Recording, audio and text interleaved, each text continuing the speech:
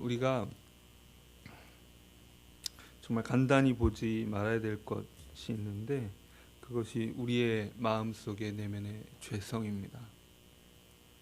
그 적당하게 보고 멈추면 이렇게 되겠지, 어떻게 잘 되겠지, 큰 문제가 아닌 것처럼 우리의 문제를 축소하고 적당히 문제가 해결될 것처럼 이렇게 착각하지만 우리의 마음에 있는 이 죄의 본성은 정말 끝없는 암흑과도 같아서 무덤과도 같아서 정말 그 끝을 알 길이 없습니다.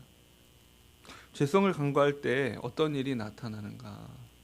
그 19세기 말 20세기 초반까지만 해도 그 서구 사회에서는 그 인간 본성에 대한 신뢰, 긍정 같은 것들이 있었습니다. 그래서 점점 사람이 이성을 가지고 있기 때문에 점점점 이 세상은 나아질 거야. 점점 세상을 살기 좋아질 거야. 봐, 이렇게 100년 전, 200년 전에 비해서 이렇게 살기 좋아졌고 뭔가 점점점 좋아지는 것 같으니까. 그래서 신학자들 가운데서도 인간의 본성을 그리 악하게 보지 않고 마치 하나님 없어도 될 것처럼 이렇게 생각하던 사람들이 점점 많이 늘어났습니다. 그런데 그런 인간 본성에 대한 사람의 그 죄의 그 문제가 그토록 심각한 것인가에 대해서 생각지 않던 사람들의, 특별히 서구 사람들의 생각이 언제 깨어졌냐면 1, 2차 세계대전을 통해서 깨어져 나가기 시작했습니다. 얼마나 극악무도한 것이 인간인가, 인생인가. 특별히 많은 자유주의 신학자들이 인간의 죄성을 아주 가볍게 생각하고 열심히 노력하면 잘 될 것처럼, 그리고 예수 그리스도를 생각할 때 구원자 이전에 그냥 우리가 따라야 될 온전한 인간상의 모범인 것처럼 예수님께서 그저 우리가 가야 될 이정표 정도 세우신 분인 것처럼 그렇게 생각하고 주장했던 사람들이 많은데, 그 똑같은 그 자유주의 계열의 신학자지만 굉장히 인간 본성에 대해서 불신하는 글을 썼던 신학자가 하나 있어요. 랭던 길키라는 신학자는 정말 인간 본성 신뢰할 수 없다. 죄는 끝이 없다. 이렇게 얘기했는데 그 이유가 뭐냐면 그 개인적인 경험이 산둥 지역에 그 수용소에 갇혔어요. 갇혀서 살면서 한 2천여 명 정도 되는 그 수용소에 갇혀서 지내면서 얼마나 인간 본성이 악한가. 맨 처음에는 이제 2,000명 되는 그 사람들이 그 안에서 체계적인, 물론 수용소지만 체계적인 의료 시스템도, 거기서 분만도 있고 사람들을 최대한 치료하고 있는 그런 일들이 있었는데, 나중에 가서는 정말 작은 보급되는 그 식량들을 처음에는 잘 쪼개서 서로 이렇게 나눠서 먹고 병자들에게 먹이고 이렇게 하다가 그걸 누군가는 다 먹고 싶은 거예요. 누구면 다 갖고 싶은 그 욕망이 일어나기 시작하면서 얼마나 끔찍하게 그 수용소가 일본군들이 그들을 괴롭히기 때문만 지옥이 되는 것이 아니라 그 자신 안에 있는 본성 때문에 얼마나 지옥이 되는가를 경험하고 이제 돌아옵니다.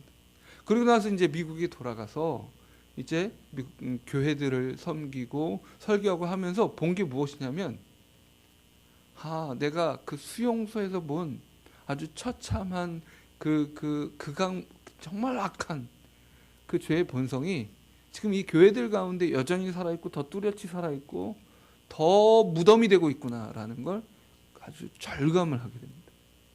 여러분, 우리가 얼마나 악한지를 너무 축소해서 생각하는 순간 우리에게는 점점 복음이 필요가 없어요. 예수님이 필요가 없는 것처럼 살아갑니다.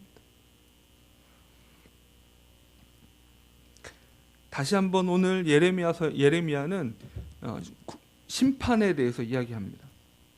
심판을 얘기하면서 예루살렘의 패망을 이미 본 사람들에게 다시 한번 이야기하는데, 그 재밌게도 어제 말씀 함께 읽은 것처럼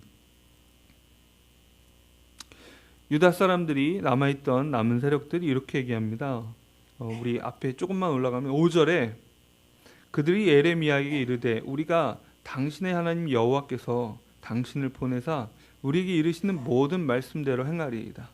여호와께서는 우리 가운데 진실하고 성실한 증인이 되시옵소서. 우리가 당신을 우리 하나님 여호와께 보냄은 그의 목소리가 우리에게 좋든지 좋지 않든지를 막론하고 순종하려 함이라. 우리가 우리 하나님 여호와의 목소리를 순종하면 우리에게 복이 있으리이다 하니라. 이 짧은 2절 안에 여러분 이 고백대로라면 얼마나 아름다운 신앙의 고백입니까? 이건 대단한 고백입니다. 단 2절 안에 정말 신자의 삶이 어때야 되는가에 대해서 아주 잘 요약해주고 있고 그 태도, 기도의 태도가 무엇인지에 대해서 너무나 잘 알려주고 있어요. 그런데 이 사람들 향해서 예레미야는 다시 한번 하나님께서는 예레미야를 통해서 다시 한번 말씀해 주십니다. 너희가 이제 바벨론에 패망한 이후에 뭔가 안전함을 찾아서 이집트로 떠나려고 하는데, 애굽으로 떠나려고 하는데, 애굽으로 가는 것 자체가 너희에게 저주가 될 거다. 너희가 아무리 도망을 가도, 아무리 안전한 곳을 찾아가도 너희가 칼을 피하여 가느냐, 기근을 피하여 가느냐, 그리고 수많은 사람들이 학살당한 그 모든 상황에 전쟁 후에 전염병들이 돌잖아요. 전염병을 피하여 가느냐, 칼이 애굽까지 너를 쫓아가고 기근이 너를 쫓아가고 그리고 전염병이 너를 쫓아갈 것이다. 네가 가는 그 애굽이 결코 안전하지 않을 거다라고 말씀하세요. 왜 그럴까요? 사실 그들에게 위협이 되는 건 그저 바벨론의 칼과 기근과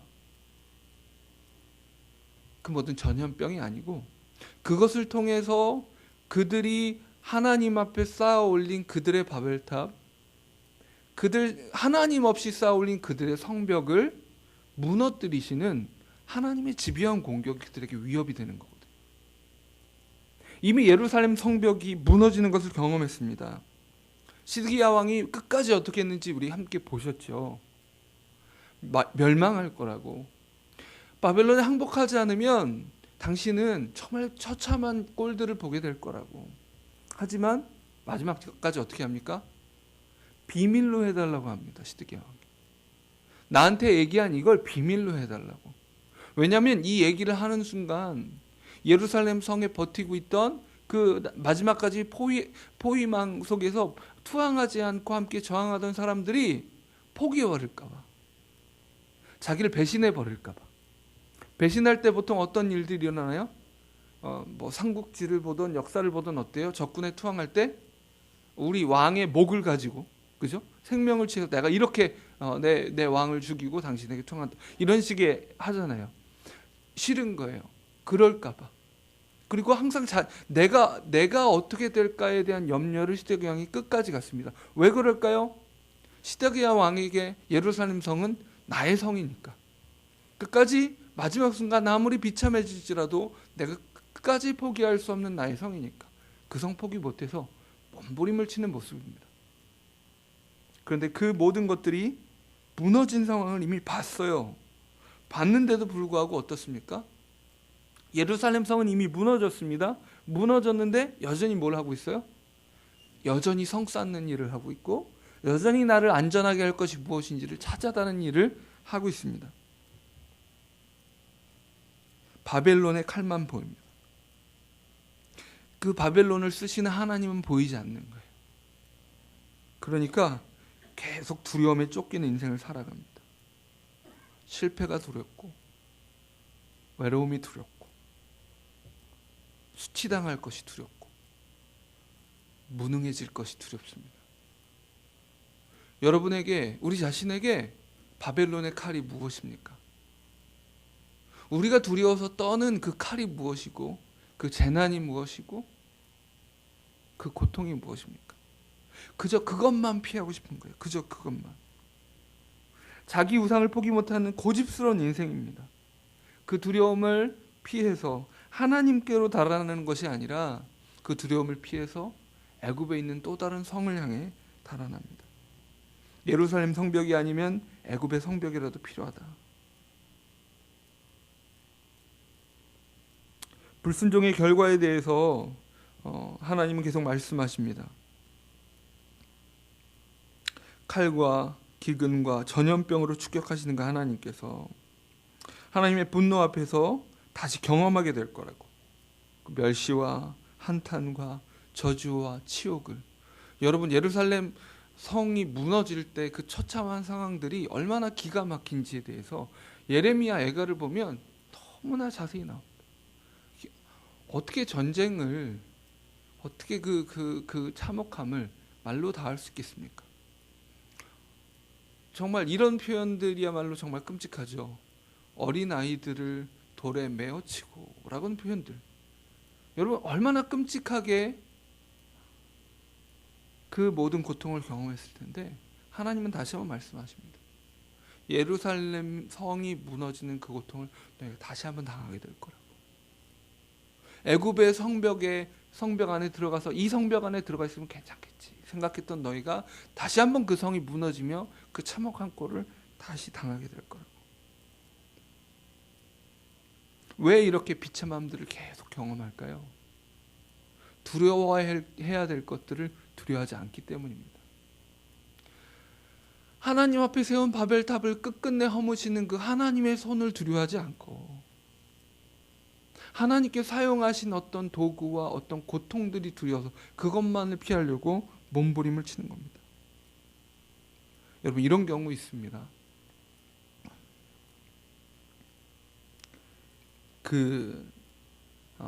예를 들어서 가정에 아버지가 너무나 폭력적이었어요. 너무 고통스럽게 힘들죠. 폭력을 행사하는 아버지 앞에 너무 힘들어서 어떻게 하면 그 아래서 자란 딸이 이제 장성해서 결심을 합니다. 때로는 나 다시는 결혼하지 않겠다. 나는 결혼하지 않겠다. 혹은 이런 결심을 하기도 합니다. 내가 다른 건 몰라도 힘세 보이는 남자랑 결코 결혼할 수 없다. 그러니까 결혼의 목적이 뭐가 되는 거예요? 나를 때릴 것 같은 남자를 피하는 것이 결혼의 목적이 되는 거예요. 하나님께서 주신 아름다운 가정의 상이나 가정의 부르심이 그의 목적이 아니라 맞지 않는 것이 목적이 됩니다. 그럼 어떻게 될까요? 정말 힘 없어 보이는 사람 만나는 거죠. 그죠? 육체적으로 힘 없어 보이는 것이 아니라 이런 경우에는 보통 어떠냐면 너무나 힘이 없어서 생활력 자체가 없어서 가정을 부양할 수 없는 남자들 만난 경우가 많습니다. 본인이 열심히 일을 해가지고 가족을 부양하는 게 자기는 편한 거예요. 그러면서 정말 평생 고통스럽죠. 힘들죠. 남편이 자기에게 보호막이 되어주고 든든한 울타리가 되어주는 삶이 얼마나 좋을 텐데 그게 없으니까 너무나 힘들고 고통스럽지만 어때요? 자기만의 성벽을 그 고통을 피하기 위한 모든 노력을 하며 평생을 고통스럽게 또 살아가는 거예요. 이런 일들이 무엇이 되지 않기 위해서, 어떤 일을 당하지 않기 위해서 살아가는 삶, 그게 어떻게 행복하겠습니까?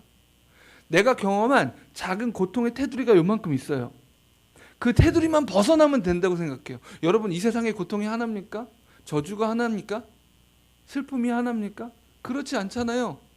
이 고통만 아니면 된다고 생각하고 다른 수많은 고통들을 그냥 경험하고 살아가는, 얼마나 바보 같은 짓인데 그것을 하는 거예요.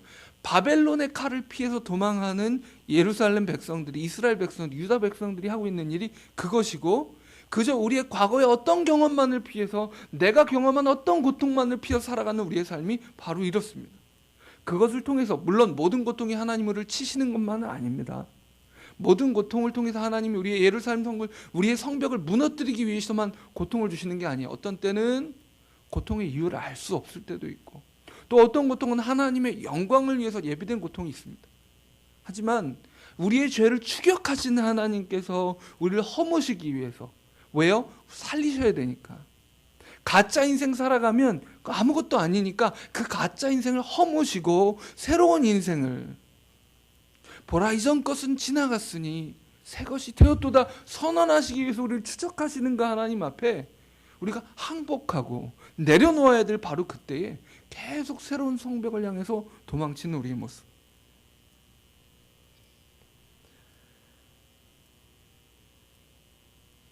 폭력 대신 무능을 선택하고, 알코올 중독인 아버지 밑에서 자란 사람들이 나는 다시는 술을 마시지 않을 거야, 그 결심을 지키는데 일 중독으로 살아가는 경우가 있어요. 여러분, 일 중독이든 알코올 중독이든 가정이 파괴되는 건 똑같거든요. 중독된 사람은 사랑할 수가 없어요. 사랑이 불가능해요. 무언가에 중독된 사람은 자신을 내어줄 수가 없어요. 그 우상에 끌려가거든요. 한순간도 놓아주지 않아요.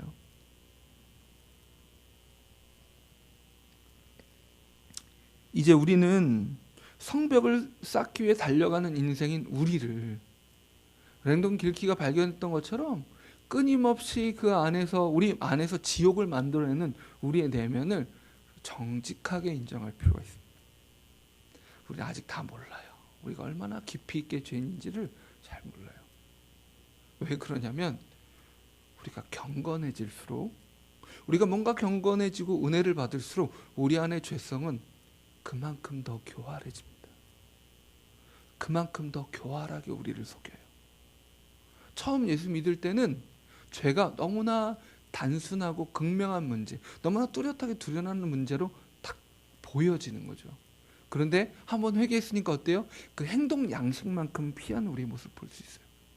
더 교활하게, 더 교활하게. 내가 말씀을 알면 알수록 죄는 더 교활하게 나를 속여요.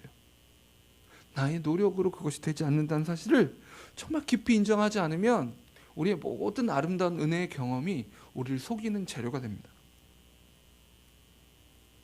이제 결국 알고도 하나님 말씀을 따르지 않을 인생들에 대해서 오늘 말씀 끝부분에 얘기하시잖아요. 하나님 알면서도 말씀해 주세요. 너희 이렇게 얘기를 해도 너희는 듣지 않을 거야. 너희가 아름다운 신앙의 고백인 것처럼 하나님께서 우리의 눈에 보기에 좋든지 나쁘든지 무엇을 하시는지 내가 주님의 뜻대로 하겠습니다. 이 고백이 뭐예요? 오늘 찬송한 것처럼 내 주의 뜻대로 행하시옵소서 라는 얘기잖아요. 그것이 나에게 복입니다 라는 거잖아요. 이 고백을 신약 성경에 나오는 한 유명한 기도의 고백과 바꿔보면 어떻습니까? 이 잔이 내게서 지나가기를 원하지만 아버지의 뜻대로, 나의 원대로 마옵시고 아버지의 뜻대로 되기를 원합니다 말씀하신 예수 그리스도의 겟세마네 고백이거든요.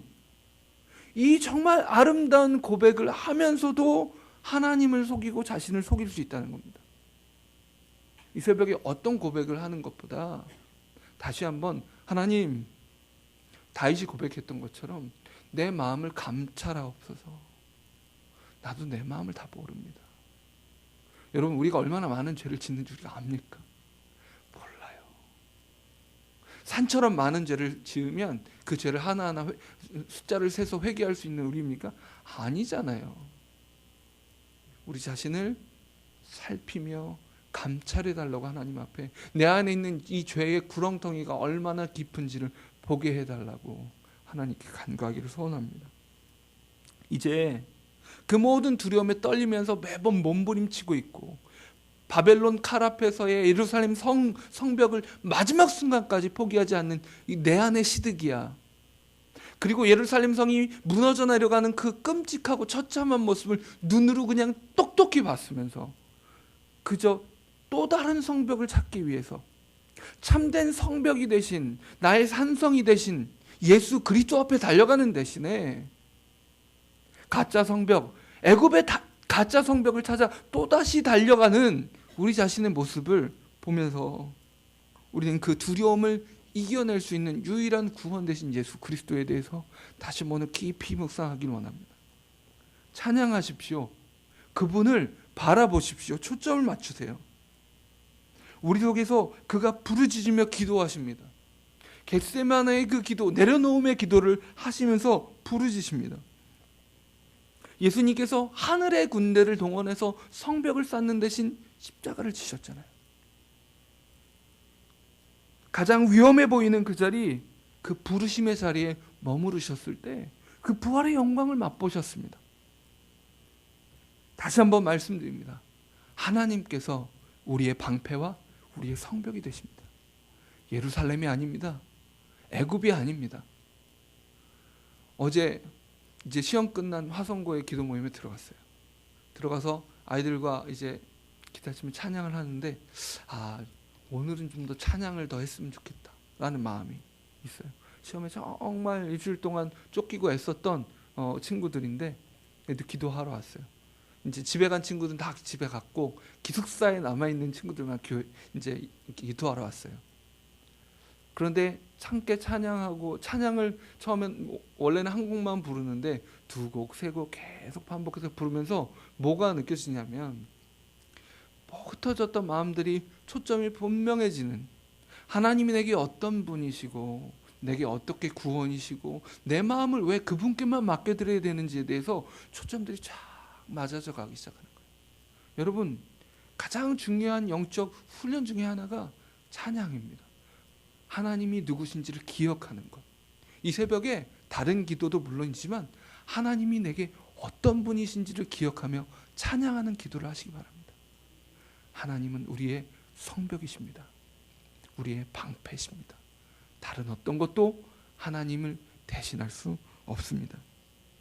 우리 시선을 그렇게 하나님께 두고 오늘 우리의 죄성을 고백하며 그리스도의 부르짖음을, 그 겟세마네의 부르짖음 앞에 우리도 함께 서시기를 소원합니다.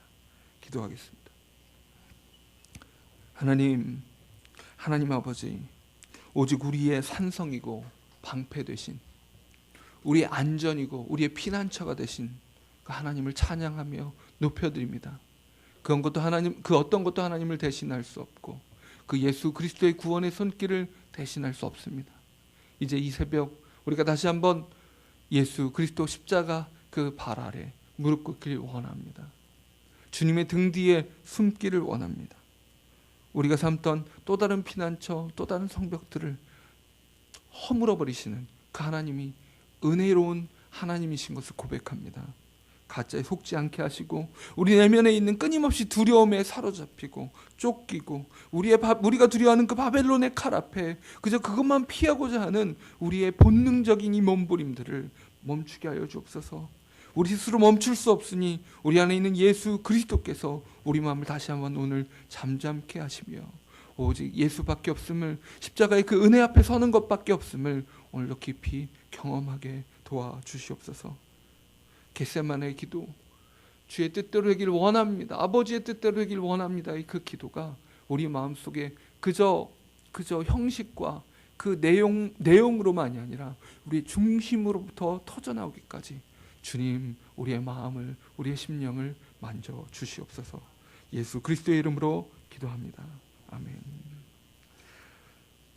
주님 가르치신 기도로 기도하겠습니다. 하늘에 계신 우리 아버지요,